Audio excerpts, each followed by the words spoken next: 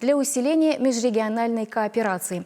Делегация Чувашии с рабочим визитом посетила Ульяновскую область, где между регионами было подписано соглашение о сотрудничестве в сфере образования. Также прошла встреча с губернатором Ульяновской области. Одной из главных тем стала подготовка к совместному празднованию 175-летия со дня рождения великого чувашского просветителя Ивана Яковлева. Так, в соседней с нами области намечается обширная и интересная программа. Более 70 мероприятий. Среди них Агадуй, форум педагогов родных языков и Яковлевский тур.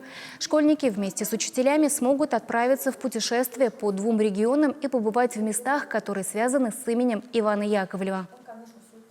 Кульминационным мероприятием мы будем проводить на федеральной площадке, это в стенах Государственной Думы.